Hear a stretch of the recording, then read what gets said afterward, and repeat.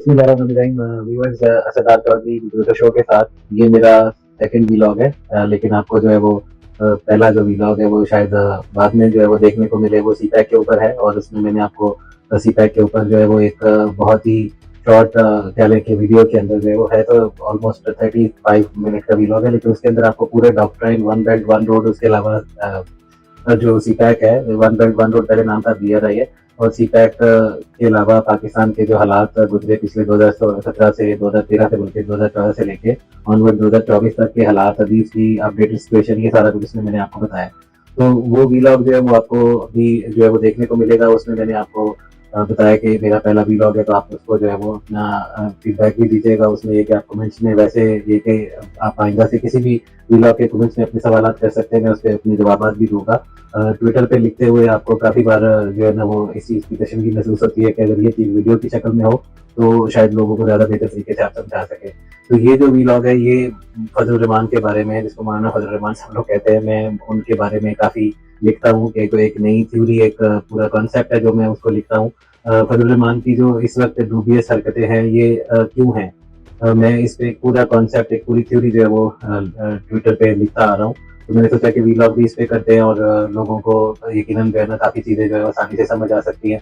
तो व्यूअर्स, फजल रहमान के साथ मुझे कोई ज़ाती तौर पे कोई जो है वो इशू नहीं है। मैं खुद उनका बहुत बड़ा जो है मुतमिद रहा हूँ, मैं उनके बारे में बड़ा अच्छा लिखता रहा हूँ। लेकिन ये कि जब से जनरल आसिम मुनीर जो है उनकी तैनाती हुई है, उसके बाद उस शख्सियत के बहुत ही डूबियस किस्म का किरदार सामने आया। खासतौर पे मतलब आसिम मुनीर की तैनाती के बाद, लेकिन एक इलेक्शन उनके बकौल के भी हमें इलेक्शन में जो है वो हराया गया, हमारी सीटें छीनी गई।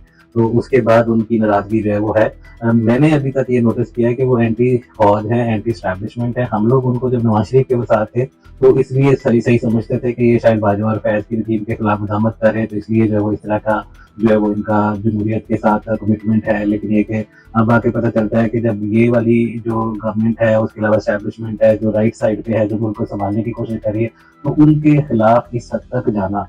और फिर उसके बाद ये कि इमरान खान जैसी वो शख्सियत जिसको सारी जिंदगी, खासतौर पर 2010 के बाद, 11 के बाद, वो यहूदी एजेंट जो है वो फजल रहमान ने हमेशा कहा है, तो वो उस बयानी को वापस लेना, फिर उसके बाद उनके साथ बैठना, काजी फायद ईसा के खिलाफ होना।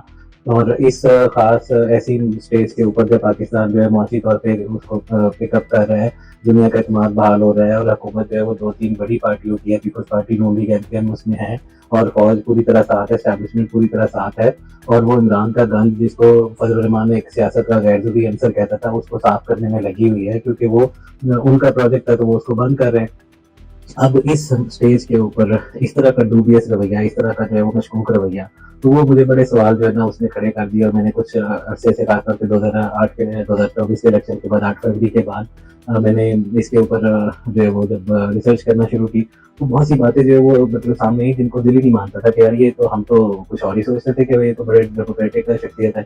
तो मैंने उनके बारे में सवालात लिखने शुरू किए। मैं अभी भी ये कहता हूँ कि ये सवालात हैं, फजल रहमान चाहें तो वो अपनी पोजीशन क्लियर करें। और ये कि ये संजीदा सवालात हैं, ये लोगों के, उनको, उनके एक्शंस को देखते हुए लोगों के दिलों में अब इस तरह की चीज़ें जो उठ रही है कि ये शख्स किस तरह से खेल रहा है। तो उसमें एक तो ये कि ये शख्स, मैं आपको पहले बता दूं कि हम क्योंकि मादी की चीज़ों को डिस्कस नहीं करते थे, लेकिन फजल रहमान के बारे में जो एक तो उनके वालिद के बारे में मशहूर है, ज़ुबानी रज़्याम है, लोग उसको क्रॉस चेक कर सकते हैं। जो सुना है कि वो कहते हैं पाकिस्तान बनाने के गुनाह में शामिल नहीं।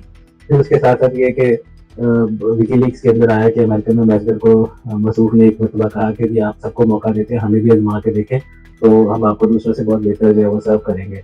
और इसी तरह से फजल रहमान की जो है वो एक और बात मशहूर है कि इनके वालिद जो है वो इन जब किसी के साथ कोई मीटिंग करते थे तो कमरे से निकाल दिया करते थे कि ये CIA को खबरें पहुंचाता है, अपना सगा बेटा CIA को खबरें पहुंचाता है। ये जुबान रद्द-ए-आम है, मैंने सुना हुआ है, मेरे पास इसका रिकॉर्ड नहीं है।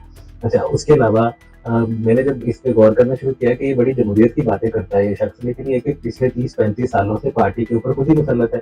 तो जमहूरियत की बातें नवाज शरीफ भी करता है, जरदारी भी करता है, उसके अलावा पीपल्स पार्टी में भी फैमिली लिमिटेड है, नून लीग की फैमिली लिमिटेड है। लेकिन ये कि इस स्टेज पे आके जब वो उन्होंने भी चीज़ें जो है वो कंप्रोमाइज़ करके तो मुल्क को आगे चलाने के लिए अपनी सियासत की कुर्बानी दी, तो इन साहब को क्या तकलीफ हो गई है कि इतने जो है वो जो है वो तपे हुए हैं और इतना गुस्से में है कि जी मेरी सीटें छीनी गई हैं। सीटें तो हमेशा से इनकी इतनी आती थी, सीटें तो इनकी इतनी थी हमेशा से, सीटों में कब इनकी जो है वो कोई इतना बड़ा कोई फ़र्क पड़ गया। और अगर कुछ फ़र्क पड़ा भी है, तो अगर ये हुकूमत के साथ मिलते, तो आईनी तरमीम के बाद मखसूस सीटें मिलने से तो सीटें बढ़ जाती। तो मसला क्या है? मसला जब मुझे एक चीज़ की समझ आई कि ये शख्स जो है वो इसकी एक अपनी फ़ोर्स है, इसका एक अपना पूरा जो है वो तंज़ीमी स्ट्रक्चर है और ये बंदा जो है वो अपने आप को समझें कि मुल्क से एक अलग तरह से चला रहा है, गार्ड ऑफ ऑनर रहता है, इस तरह का इसका जो है ना वो पार्टी का जो एक स्ट्रक्चर है, तो उस चीज़ को देख के लगा कि यार ये किस एजेंडे के ऊपर है। अब जब चीज़ों को कड़ियों को मिलाते हैं तो समझ आती है कि अगर ये एक पश्तून रियासत जो कि वीडियो भी अभी आप पहले तो आप वीडियो देख लें। Going to happen, the destruction of Pakistan.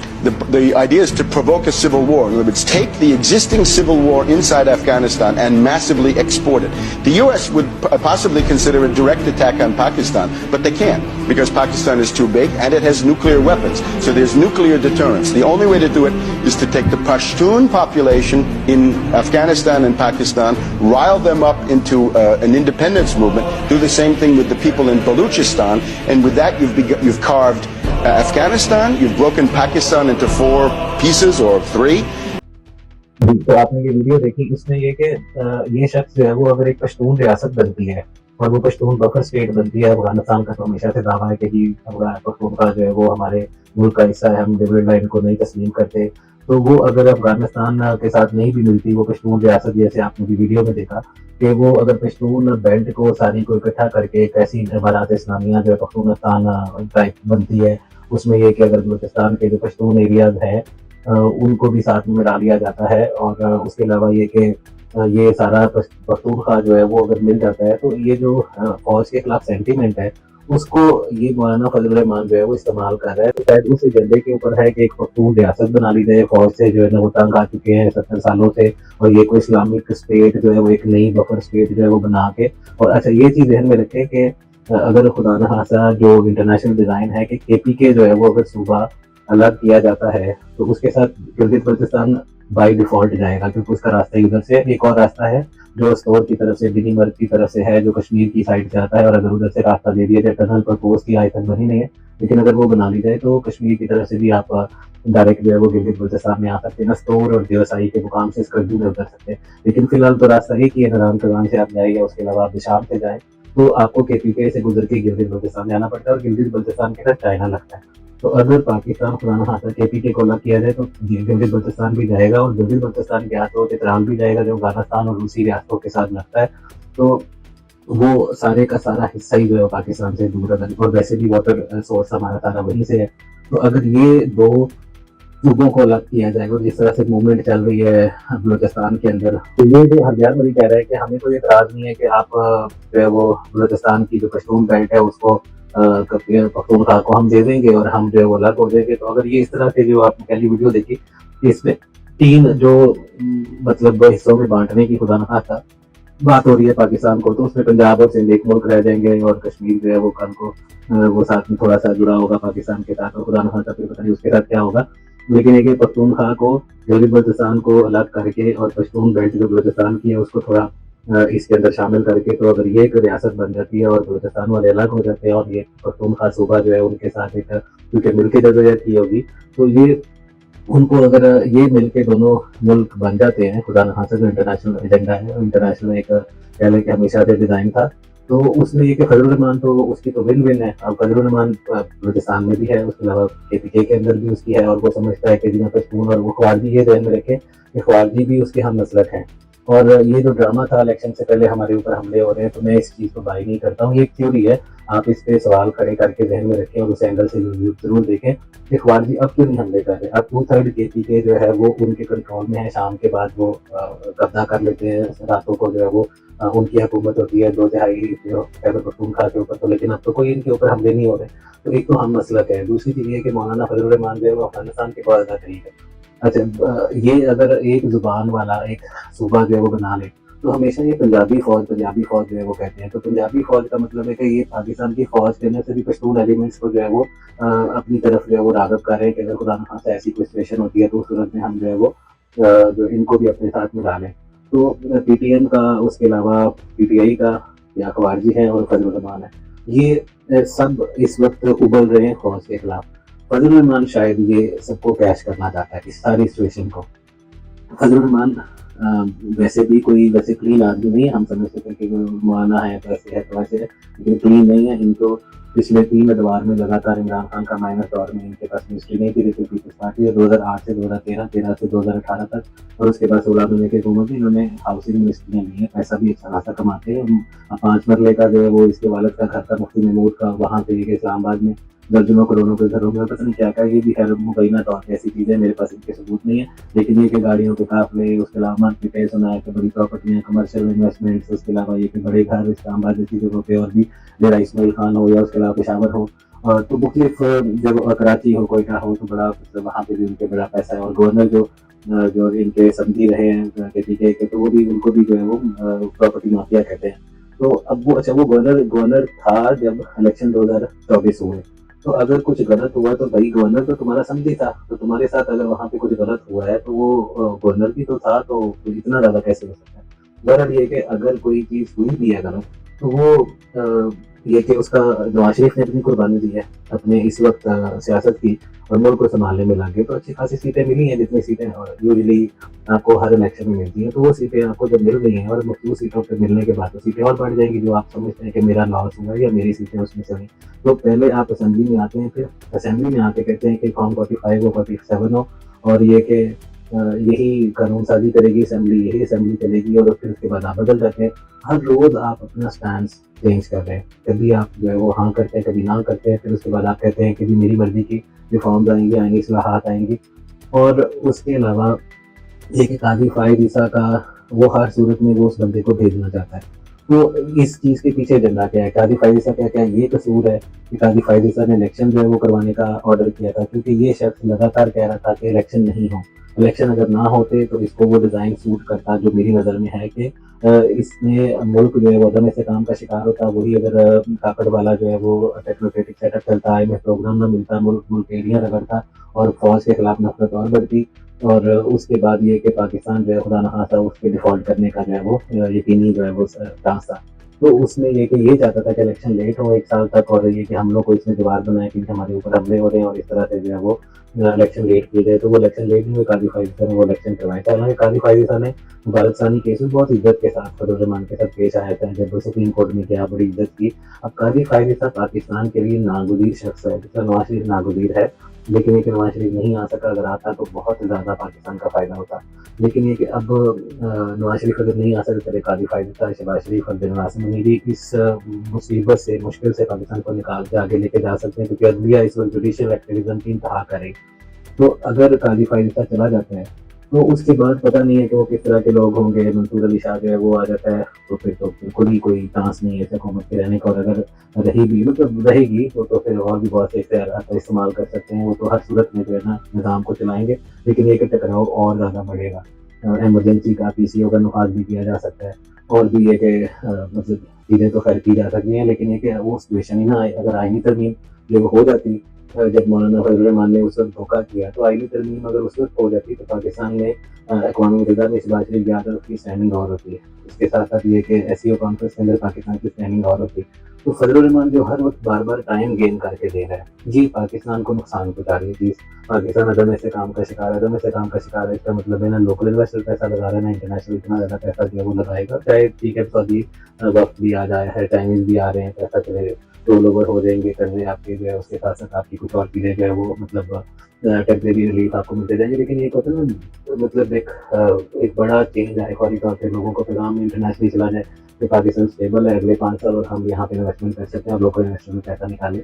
तो वो इस आईनी तरमीम से सारा कुछ का बचता है, क्योंकि जुडिशल एक्टिविज्म खत्म होगा तो पाकिस्तान में इससे काम आएगा। तो फजल रहमान बार बार उनको टाइम गेन करके दे रहा है, टाइम गेन करके दे रहा है। कभी वो जो है वो इस्लामाबाद की चढ़ाई की तरफ पीछे निकल पड़ती है, कभी अब ये कि दरखास्तें दायर हो गई हैं इस्लामाबाद हाई कोर्ट के अंदर भी, उसके अलावा सुप्रीम कोर्ट में भी, उसके अलावा पेशावर हाई कोर्ट के अंदर भी। तो मुझे ये समझ नहीं आती कि फजल रहमान जो है वो हर चीज़ जो डिले की उसको कोई जल्दी नहीं है। मतलब ये कि कामरान मुर्तज़ा जो है वो लोगों की तस्दील करता है, जो बातचीत के लिए आते हैं वफूद, उनके साथ वो इस तरह से वो पेश आता है। फिर उसके साथ ये कि एक छोटी पार्टी, चंद सीटों की पार्टी, और वो शख्स जो है वो कह रहा है कि 80% जो है वो हमारी तजावीज़ आपस में इनके बरक्स है। तो अगर ये बंदा इस तरह से कर रहा है, तो इसका मतलब है कि इसका कोई एजेंडा है, और वो एजेंडा फौज से नफरत है। जनरल आसिम मुनीर जैसा जनरल आर्मी चीफ हमारे पास कभी भी नहीं आया, अब ये कि माजी में फौज की गलतियाँ रही हैं, फैज़ और बाजवा ने भी तबाही की है, लेकिन ये कि अगर इसके साथ हैंड किया है तो वो उन लोगों ने किया होगा, जनरल आसिम मुनीर ने तो नहीं किया। जनरल आसिम मुनीर के पास ये इलेक्शन से पहले 40 सीटें माँगने चला गया। तो वो उसने वो कहा कि मैं कहाँ से 40 सीटें दूँ, आपकी 40 सीटें बनती नहीं हैं।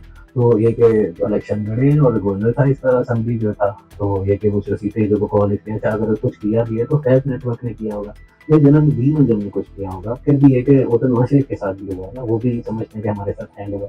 तो लेकिन फिर भी उन्होंने मुल्क की खातिर हुकूमत बनाई, गालियाँ खाई और ये कि इस मुश्किल टाइम से निकाल रहे हैं, सियासत कुर्बान कर रहे हैं, तो ये क्यों नहीं कुर्बान कर सकता? सीटें फिर इसकी पूरी हो जाएँगी। ये बंदा किसी एजेंडे के ऊपर है। ये बंदा किसी एजेंडे के ऊपर जो है वो किस तरह का एजेंडा है वो मैंने आपको बताया कि एंगल पेश किया कि अगर इमारत इस्लामिया पुरअमन बन जाती है और ये किसी तरह से इमरान खान तो जेल में है, वो तो जेल में, ये चाहता है कि वहाँ उसको फंसा के पीटीआई को भी केपीके के अंदर टेक ओवर कर ले। और वो टेक ओवर किस तरह की उनको एंगेज करके उस तरह से जो है ना पख्तूनों को सेंटीमेंट अपनी तरफ लगा के, कभी ये मंजूर तस्लीम से मिलता है, कभी ये शाहिद अफरीदी से मिलता है, कभी जो है ना वो पीटीआई वालों से मिलता है, उस तरह से ये ख्वारियों अफगानिस्तान वालों के साथ जिसके ताल्लुक यकीन सही है अंदर खाते, मुझे यकीन है कि पूरी तरह सही है। और जो अफगानिस्तान इसको भेजा भी था बातचीत करने के लिए, और अफगान ही पाकिस्तानी ख्वारियों को कंट्रोल करते हैं। तो ये कि फिर उसके बाद बलूचिस्तान में भी पश्तून इसके जो है ना वो हैं वहाँ पे हमायती। तो ये अगर और कोई बात नहीं है कि जो बहुत एलर्जी पसंद है उनके साथ भी इनका जो है वो इनके मास्टर्स का रब्ता हो और ये एक ही प्लान हो। तो इस एंगल से आपने सवाल ज़रूर ज़हन में रखने हैं कि ये शख्स, हाँ, ये है कि अगर ये आईनी तरमीम एज़ इट इज़ जिस तरह से गवर्नमेंट चाहती है, कादी फाइज़ा को रोकना चाहती है, ये कादी फाइज़ा को रोकने के लिए अगर कोई हमायत में आईनी तरमीम के जो है वो वोट डालता है। अब देखें, नवाज शरीफ, जरदारी, बिलावल, शहबाज शरीफ, आसिम मुनीर, पूरी इत्तेहादी हुकूमत, एमकेएम, इन सबको हैवी वेट्स को छोड़ के वो असद कैसर के साथ, वो बैरिस्टर उसके साथ, गौहर के साथ, वो सलमान अकरम राजा के साथ बैठ रहा है। मतलब लेवल चेक करें कि किस लेवल से किस लेवल पे गिरा है। तो उसका कितना बड़ा एजेंडा है कि वो मतलब उन लोगों से उठ के तो आके आज वो जमशेद दस्ती के साथ कोई गपियाँ लगा रहा है। तो अगर वो जमशेद दस्ती के साथ कुछ गपियाँ लगा रहा है तो इतना मतलब वो तो कोई बेवकूफ़ तो नहीं है। इसका मतलब है कि कोई बहुत बड़ी गेम है। वो बहुत बड़ी गेम ये है कि वो पश्तून सेंटिमेंट यूज़ करके फौज के खिलाफ इसको एक मैक्सिमम लेवल पे टेम्परेचर पे लेके जाना चाह रहा है। लेकिन ये कि जैसे-जैसे वो देखता है कि वहाँ से इंटरनेशनल एस्टेब्लिशमेंट डीप स्टेट जो है उसका हाथ मजबूत पड़ता है, तो ये जो है ना वो उतना ही ज़्यादा भरम दिखा रहा है। जब वो उनका हाथ मजबूत कमज़ोर होगा और ये हुकूमत जो है ये उस चुंगल में से निकलती चली जाएगी अगर ये सिलाई ताउन तंजीम करवा लेती है। और सबसे बड़ी चीज़ ये कि अगर ये और लोगों को दूसरे जो मेंबर्स हैं उनको साथ में मिला लेती है, तो फिर ये कि ये काफ़ी ज़्यादा डिफ्यूज़ हो जाएगा, इसकी अहमियत कम हो जाएगी। फिर ये वापस जो है वो खोते की पूछन पकड़ के वापस आ जाएगा।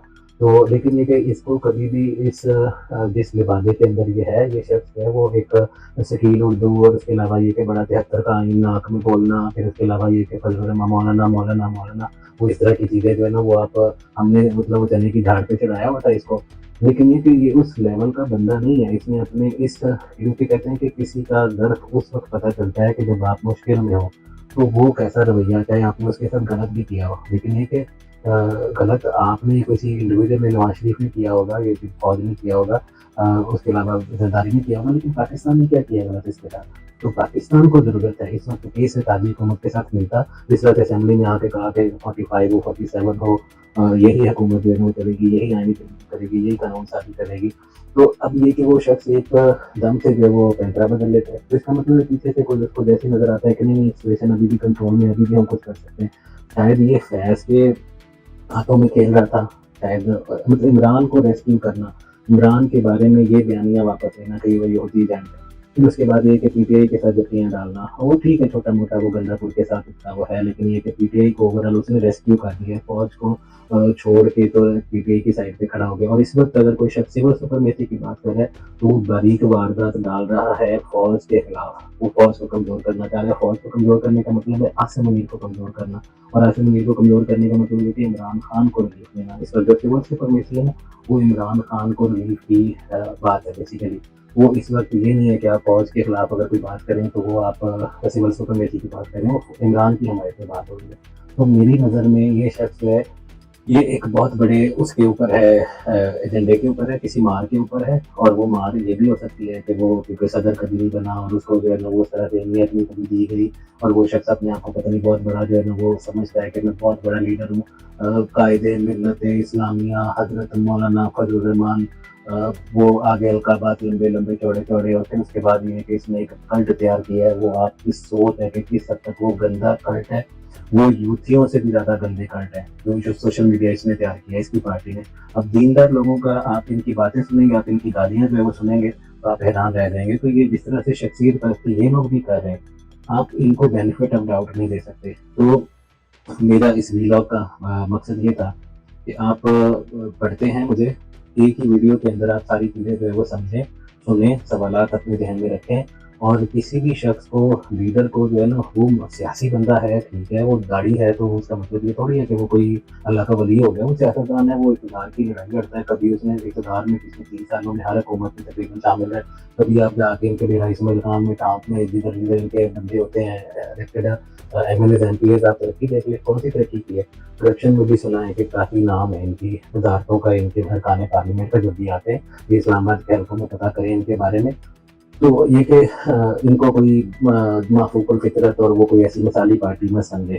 अपने एक्शंस के साथ साबित करें कि पाकिस्तान के साथ कमिटेड है और ये आईने तरमीम के हक में वोट डाले और सीधा क्लियर स्टांस जो है ना वो ले। वो क्लियर स्टांस एंटी इमरान है। इमरान पाकिस्तान की जिद है। पाकिस्तान की जिद जो है वो शख्स इसलिए है कि पाकिस्तान की वो लार्नेस ऑफ पाकिस्तान, लार्नेस ऑफ अरेबिया की तरह का लार्नेस ऑफ पाकिस्तान भेजा गया था। तो ये अगर इमरान इसराइली यहूदी वो है तो हो सकता है कि मौलाना किसी और का भी हो, तो डीप स्टेट आप खुद ही समझ जाएं। बहरहाल ये कि इस वीडियो के अंदर मैंने सवालात और कुछ चीज़ें आपको एंगल जोड़े हैं। उम्मीद है कि आप उनको जो है ना वो ज़हन में रखेंगे। ये वीलॉग सुन के कि फजल रहमान की पार्टी के लोग जो है वो तो बड़े दिल बुलाएंगे, गालियाँ देंगे कि जो उनके तो कोई वली अल्लाह के बारे में जो है ना वो इस तरह की बातें जो है कोई भी नहीं कर सकता। वो हर कोई जो है वो तारीफ़ें कर रहा होता है, जी बड़े दीरक बड़े दाना वो है, उसमें कोई शक नहीं, वो समझदार आदमी है। लेकिन ये कि अगर कोई शातिर हो और वो इस तरह से दीरक और दाना हो तो वो लाजमी है कि उसकी इंटेंशन भी जो है वो सही हो। और वो अपनी इंटेंशन उसकी अपनी नज़र में सही भी हो सकती है कि जब एक अलग इस्लामी रियासत बनाना था तो प्रैक्टिकली इस्लामी रियासत, तो वो बहरहाल पाकिस्तान की मफाद के खिलाफ वो चीज़ होगी और उस पर मुझे लगता है कि वो काम कर रहा है। हाथ पड़ा तो ठीक है, ना पड़ा तो बाजी डाल दी, वो वाला हिसाब होगा। तो ये इस पे ज़रा नज़र रखें, इसके सारे एक्शंस के ऊपर। मैं इंशाल्लाह आपको जो है वो और भी काफ़ी तकनीकी मौज़ूआत वाले व्लॉग्स भी आखिर में वो करता रहूँगा प्रेजेंट। और टॉक शोज़ भी होंगे इसी फॉर्मेट के अंदर भी, ट्विटर शो में ही।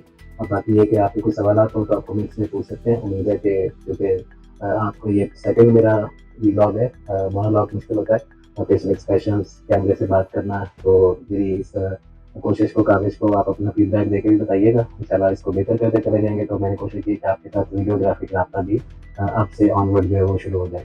अपना ख्याल रखिए। अल्लाह हाफ़िज़।